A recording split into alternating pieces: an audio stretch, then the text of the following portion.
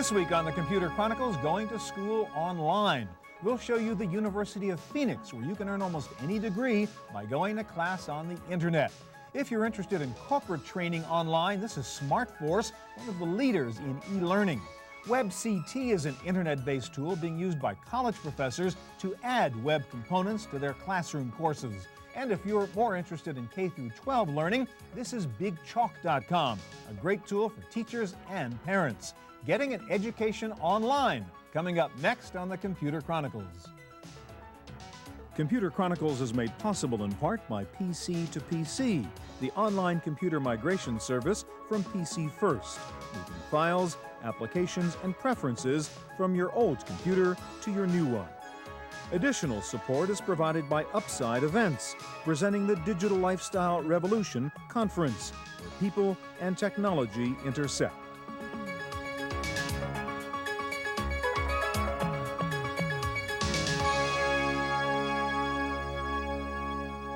Hi, and welcome to the Computer Chronicles. I'm Stuart Chaffee. Well, it seems clear by now that the internet and e-commerce are challenging bricks and mortar stores for the hearts and wallets of people wanting to shop. What is even more interesting now is that the internet and e-learning is beginning to challenge bricks and mortar schools for the hearts and minds of people wanting to learn. And we're going to start our look at internet-based learning with the nation's largest accredited private university offering a full spectrum of courses online. That is the University of Phoenix. And this is Michael Berkowitz, Director of Enrollment. Hi, Michael. Hi, Stuart. Tell us a bit about the University of Phoenix. I know we tend to think of that in terms of online education. Is that a real or old-fashioned traditional university with buildings somewhere too? Absolutely. We're in almost 20 states with about 60 campuses. All right. Now, what is the focus of what you guys do online? As a matter of fact, why don't we just take a look here? If I were a student, I wanted to take one of the courses from your university online. How do I do it? What's the process look like? Probably easiest through the internet. However, you can contact us by phone as well. You want to learn about the University of Phoenix as well as the online campus. Mm-hmm. And certainly the easiest way to do it is through the internet. Right, and the URL is actually what here? uoponline.com? Uh-huh, okay. It certainly is. The first thing I'd be looking at is what program I was interested in. So you offer regular degree programs, undergraduate, graduate degrees? We offer a full range of both undergraduate and graduate degrees. And so what do we have here? Well, and we even do have a doctoral degree online. 23 different degrees. They break out about half and half, graduate, undergraduate, but primarily business, technology, with also healthcare and education. All right, so I can get my bachelor's degree, I can get my PhD at the University of Phoenix. All right, now, what kind of student is this geared to? Is it, who's going to use the University of Phoenix as opposed to just showing up on campus one day in September? It's actually focused at the adult, the full-time professional. So somebody who has a full-time job and wants to go to school at night or part-time or something? This program is designed for them. And they can actually go full-time without leaving work or other personal responsibilities. Now explain the basic notion of this. I mean, you call this asynchronous. In other words, the class doesn't meet Monday, Wednesday, and Friday at 3 o'clock, right? It's actually 24/7 online, and that's the convenience of it. It has some flexibility with respect to, while you have to participate in class on a regular basis, you can go anytime you want, day or night. All right, so you have I see a kind of how it works section there. Just let's click on that. What would that get us? That sort of explains the process of the education here? Well, and it's going to give a brief synopsis. Essentially, the way it works is, if you're familiar with email, this is the type of format that you'll be comfortable in. It allows for you and a small number of students, and really that's one of the benefits of the University of Phoenix Online. We couple you with approximately 10 students and your professor. The typical class size might be 10. Correct. And it's really kind of like a news group, though, really, isn't it? It is. And like threaded discussions between the professor and the student? Exactly. There are specific areas that you have access to and your professor does, other students do. You work together as well as meeting learning objectives that are assigned on a daily, weekly, and per course. Okay, and if it suits me, if I want to go to class at 3 in the morning, I mean, I can do that at the University of Phoenix, right? I just log on. A lot of students do. Do my thing.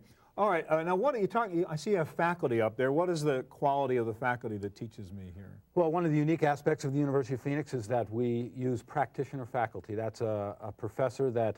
have a day job.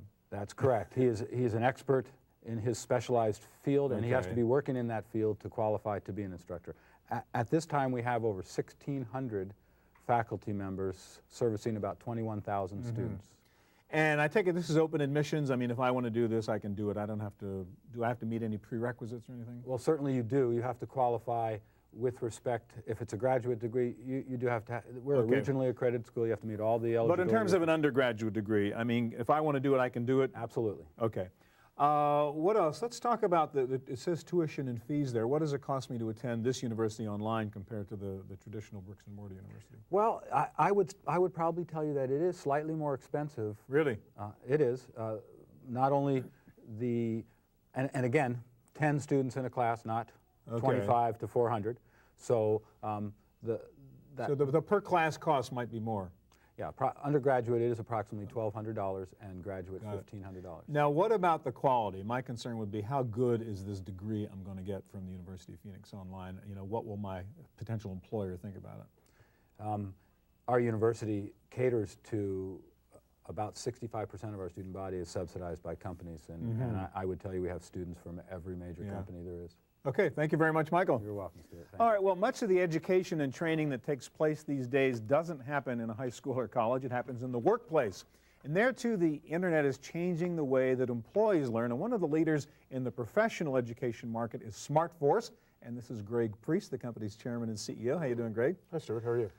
Give me an idea of how this is being used in the workplace. Is sort of internet training replacing, you know, putting everybody in that hotel room for a week, or is it kind of augmenting that? It's really supplementary. What we're really doing for the most part is taking a situation where maybe you'd send somebody for, say, new hire sales training for 3 weeks into a hotel environment. You might do 2.5 weeks of that online now, and still do a couple of days of the very focused things that you really feel you have to do in person to really make it successful. So what's the balance here? What do you feel, you're an expert at this, you can do best in that physical hotel room setting, and what can you do best online? The things that you can do best in the physical setting are the things where you require immediate human interaction. Now, a lot of that stuff you can actually do online through chat rooms and everything else. But if I want to take sales training as an example, if I want to present a proposal to a customer and have my manager feed back to me exactly how I'm doing, that's something you can do real well, in person. You can do it online, but and in fact you should do it online, but you should also have that in-person kind of. All right, let's take a look at what you guys do. Basically, you sort of provide the engine for companies who want to do the training, right? We provide the infrastructure, including content, the whole platform for actually putting one of these in place. All right, so I say E-Trade is one of your customers, right? I mean, they're doing their staff training using your stuff. Just give us an example of what they would do with it. Sure. So this is the home page.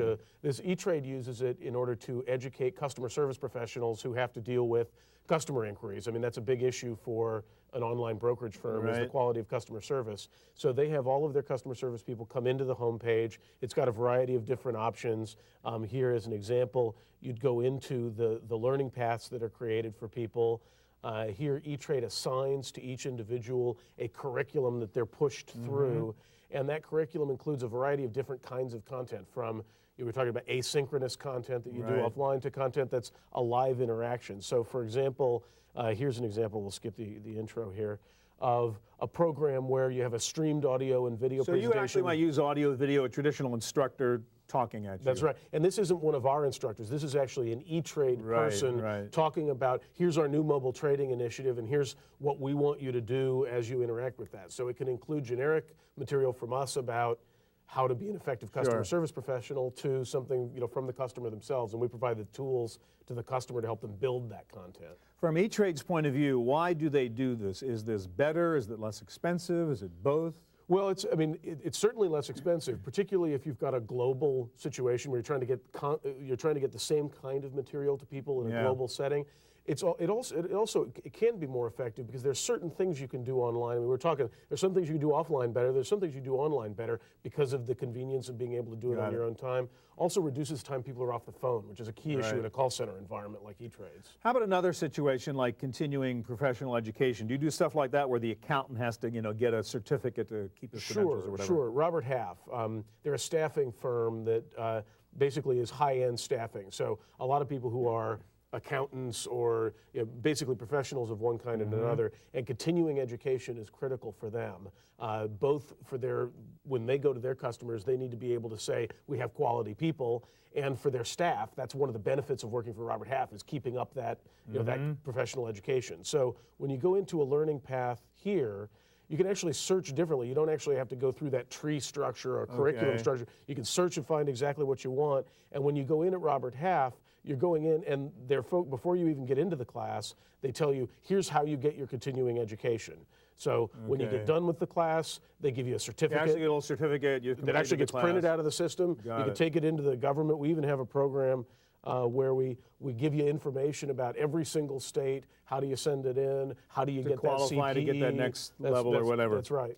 All right, now I saw on your homepage there you had something called eAcademy. What is that, Greg? Yeah, eAcademy is a large consulting firm really wanted to create a program that was integrated with their own back-end system. So when you log into eAcademy, as I'm doing here, you're actually logging in not only to the learning system, but to staffing systems where people are put on different kinds of deals, to a whole variety of back-end systems. So it's very integrated with the overall environment. Okay. Is this kind of quick learning thing where you want to get staff up to speed real fast on a particular issue? Yeah, here, I mean, what you've got is a situation where if somebody, say you get a phone call from a customer who says, hey, I'd like to talk to you about an e-market program that I'm thinking of initiating. You don't know anything about it. You can go in. They have these things called quick learns that they've created.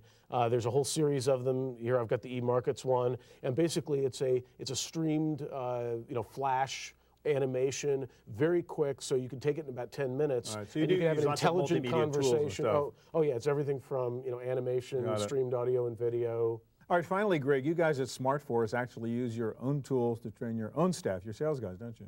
Yeah, that's right. We actually created a full program. There's about 8 modules up here that we show that replaced or supplemented what used to be a 3-week-long program. Now it's only a couple of days. It works for you, I assume? Yeah, it's great. All right, thank you very much, Greg. All right, coming up next, clicks and mortar in higher education and in K through 12. Don't go away, there's more to come.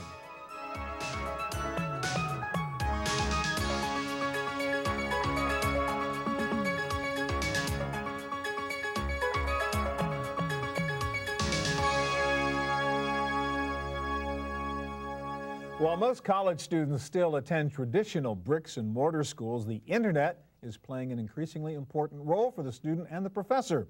The most popular integrated e-learning system in the world is called WebCT, and here to show us how it works is Merle Mason, Academic Technology Manager at the College of Notre Dame. Hi, Merle. Hi, how are you, And I guess, to be fair, you guys have just changed the name of your college, right? Which is now? Notre Dame de Namur University. Okay, so just to get that straight.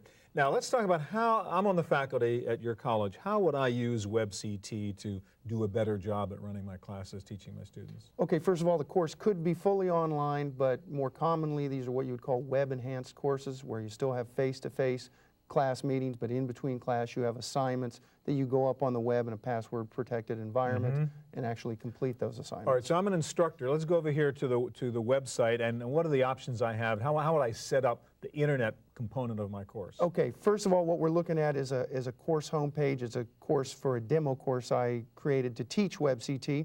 And on the left side, you'll see a panel with part of it says control panel visible to designers, and the rest is course menu. Students are going to see this. Faculty sees both. All right, so there's a faculty view, there's a student view. That's right. Okay. I'm now in the faculty view, more tools, and I'll just jump right off the bat to this view designer map. And when I do, once the designer map loads, that's a good place to kind of look to get the overview of the kind of things you can do. Here's where if I selected different ones of these, I could add tools or pages, they call them, to my course. Okay. So tools, yes. Yeah, so I just want to, you can design the particular site to suit your course the way you want to teach it. That's add right. the particular components by pulling them off that list there? That's right. And then you add the content that's behind the component, so to speak. Okay, so there can actually be class content, I mean substantive material on the website also, not just procedural stuff. Absolutely. All right, so let's go into the student view now if we could, and let's say if I'm a student taking a class in which the professor is using WebCT, what are the tools I have available to me? Okay, I'll run through some of these tools. So first of all, now I'm in the student view, and you'll notice there's no more control panel. Now it's just course menu. This navigation bar on the left is visible the entire time. The kinds of tools, just running through them briefly here. I've set up one called orientation here. What this is a series of pages, web pages, that the instructor would create these pages, just the way they create handouts or what have you, save them as HTML pages and then load them into WebCT. I created these pages to just give students an orientation to how to use WebCT. So I've got examples of the different kinds of tools. If I click this next button, I'll step through a series of pages, more content. Of course, so class orientation to using WebCT from the student's perspective. That's what I've created, but of course the faculty person would create stuff for their All right, so go back matter. to that home page and let's see some of the other choices. I get oriented once I start the class. Okay. What else can I do? Okay, well I am clicking back to the home page, but what I will show you on the home page is, I'll just pop right to it because I'd opened it before. So, yeah, I saw you had I've a got quiz section there, yeah. So I clicked something called orientation quiz, and then I was given some directions of how to take a quiz. I could now take a quiz. This would be automatically graded, put in the grade book. And automatically graded, that means it's multiple choice, it's true, false. I'm going to answer a couple of these, and I'm just, I didn't even notice. I'm in the interest of time here. Sure. Maybe I'll so get this happens to be a quiz about the orientation. It could be a quiz about the substantive content of the class also. Absolutely. All right, so let's show some of the other things. I know you can do the quiz. I saw there's like a discussion section in here. Okay, if I get back to the home page here. I could have gone straight to discussions, by the way, on the left side, but I'll just go back to the discussion module. Important part of these courses would be discussions. Among the students? Among the students, where, well, the faculty person might say, okay, for this week I want you to read the content. Very important that you're already on the internet, where all those links to other research you could have. For this week's assignment, I want you to click the link. I want you to go read these pages. Now I want you to come back. I've posed a discussion question. I want you to put in your comments and thoughts on that discussion and respond. So once again, a kind of news group metaphor, kind of threaded discussion among the students in the class. Exactly. All right, one other thing, I'm sorry to go quickly, but there's so much you can show in this. We only have a little bit of time. Show me the student progress part there, which is cool, where a student go in and kind of see where he or she stands in the class. Okay. In terms of, I've got two things. One is my progress, they call it, and what my progress is going to show me, and the faculty person would see it for, of course, all students, is the pages that I've been to, the how many of these discussion board articles, they call them, that I've read, how many posts I've made, how many reply to students' posts. So if I, as a student, if I have read in the orientation and in the syllabus, you know, it's expected of me that I should the student know where he or she is, lets the faculty person know where the student is also. Okay, and you guys as a college license this then to use this for the whole faculty? It's a yearly license. Great. Merle, thank you very much. Thank you, Stuart. Okay. Pleasure. For students and teachers in elementary school or middle school or high school, there is also a comprehensive online resource that provides a broad spectrum of educational services. The site is called bigchalk.com, and here to show it to us is Susan Collins. Hi, Sue. Good morning. All right, so let's say I'm a teacher now, but we did college, we did corporate, we did graduate and all that stuff. Now we're K through 12, and I want to use the internet to help me teach my class. What is available on Big Chalk to help me as a teacher? Well, Big Chalk is a great collection of what you might think of as e-learning resources. And we actually think about this as an education community. So if you look at the home site, what you see is you see parents, library media specialists, students. So as a teacher, what you do is come into the teacher section and see the kinds of things we have available. So let me talk a little bit about what a teacher has to do every day, which is, you know, I have to think about what to do with my kids. So we have 12,000 lesson plans. Wow, you can actually go in here and find lesson plans. Go in here and find lesson plans, 12,000 of them by subject area, by grade level. A great help for teacher. In addition, we have supplementary curriculum, we have professional development, we have assessment. We have a number of different things that you can have free off the website. We also sell subscriptions to schools for research products that teachers use. So let me just show you our newest product, which is called Big Chalk Library. It's a great product because it does exactly what young researchers need to do. Helps them find the information quickly in multiple forms of media. This would be for a student now trying to do a report for school? Right. This is a teacher who said, I need my kids to learn X. Okay. So we're talking about environmental science. Why is the sky blue? Well, one of the advantages here is that it's a natural language search engine. All right, so the student who has to respond to a teacher's request to prepare a report goes in here and can just say, why is the sky blue? Why is the sky blue? They can pick the kinds of media they want. We have 7 different media types. There are thousands and thousands of different references here. Can you show us what kind of answer we'd get to that question? Let me go in here and I just typed, why is the sky blue? Very natural language, and it timed out. So let me, okay, we'll go again. let me go in here and get this started again. Okay. We should come right back into Big Chalk Library. Ask the question, why is the sky blue? Mm-hmm. We'll check out my typing here. Yeah, that's right. I'm going to deselect books simply because you have a choice to select or deselect medium. We don't want anything that's big and long here. We just really want to know, why is the sky blue? So it comes back, it says there's 9 magazines, 9 newspapers, 37 magazines.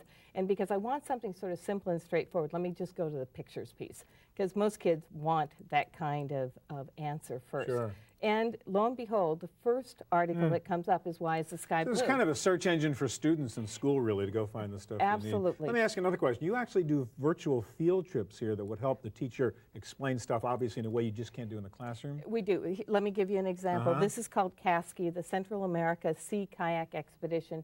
It's a 3-year, 5,000-mile expedition. We've joined these explorers in the second year after about 3,000 miles. What I brought up here is actually the teachers section, and you'll see there's lesson plans here again, class projects, there's so the class will actually follow this real-world expedition, doing it online and learning from it there. Right, they get updates from the explorers, they can email the explorers and ask questions, all of the above. How about for parents, Sue? You have parents who get stuck with having to help their kids, obviously. I mean, the kid comes home and you realize it's 9:30 at night and there's a paper due tomorrow morning on whatever the subject is, and you don't know anything about it, and you want to help your son or daughter. Right, so let's go back to just the front page here, because if you look up here in the sort of center, what you see is this great search engine that is web search. So your child comes home, Dad, I got to do a report on hippopotamuses. It's 8:45 at night. I actually don't know much about hippopotamuses.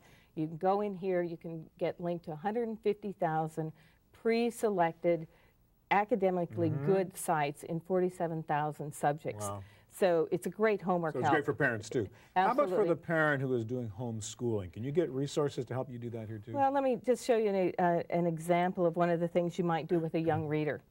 This is a story called The North Star Voyage. It's a trade book. It's used in classrooms. It's used by parents for assisting kids in learning where to go. This happens to be like 5-year-old to 10-year-old kids, and it's a wonderful story about finding yourself. They're teacher tips, but it also, I'm going to just show you one functionality that I think is really good. So this might even be preschool, huh? This could be preschool, because in this case you can actually use, this is a story, you can have it read to you. A sweet breeze met the boy as he awoke to his journey. So as we well know, I mean, 3-year-olds can deal with the internet and right, they can do it, but and they can listen. This way is an emergent reader where they're just learning to read. And we have questions in here so that it becomes an interactive online. So a lot of it is free. A lot of it's free, but we also sell subscriptions to schools. And it's bigchalk.com. Bigchalk.com. Thanks so much. Thank you. All right, that's our look at online education. I'll be back in just a moment with my pick of the week, a cool new way to carry around a PowerPoint presentation in your pocket. We'll be right back.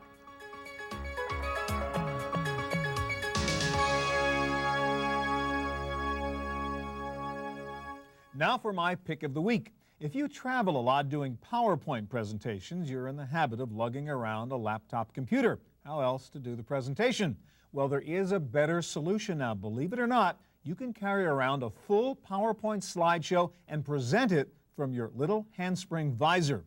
For visor owners who have been waiting for cool application modules, this is one of the best. It's called Presenter to Go, and what it lets you do is download PowerPoints from your computer to your visor using the syncing cradle. Then when you go on the next trip, no need to carry a laptop, just your visor.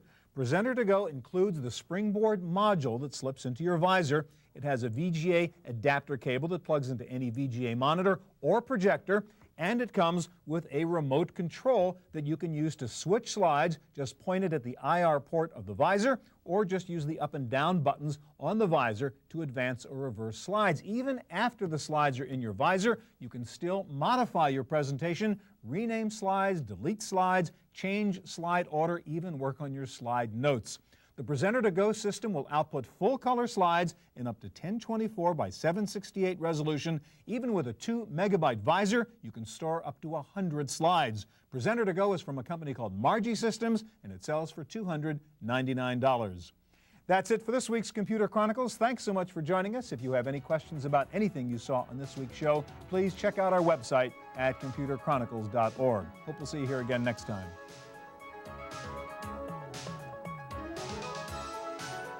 Computer Chronicles is made possible in part by PC to PC, the online computer migration service from PC First, moving files, applications, and preferences from your old computer to your new one. Additional support is provided by Upside Events, presenting the Digital Lifestyle Revolution Conference, where people and technology intersect. To purchase a videotape copy of today's program, call toll-free 1-888-310-7850. Please specify the show number and the topic. Next week on the Computer Chronicles, the secrets of online auctions. CNET's auction expert will give us tips on how to be a successful buyer or seller on eBay or any of the other auction sites. We'll show you AuctionWatch.com, a powerful tool for keeping track of many online auctions. Also, eSnipe, a kind of automated bidding tool, and Strong Numbers, one way to make sure you're not paying too much for that online goodie. And we'll tell you how to set up an online auction presence as a seller. The secrets of online auctions next week on the Computer Chronicles.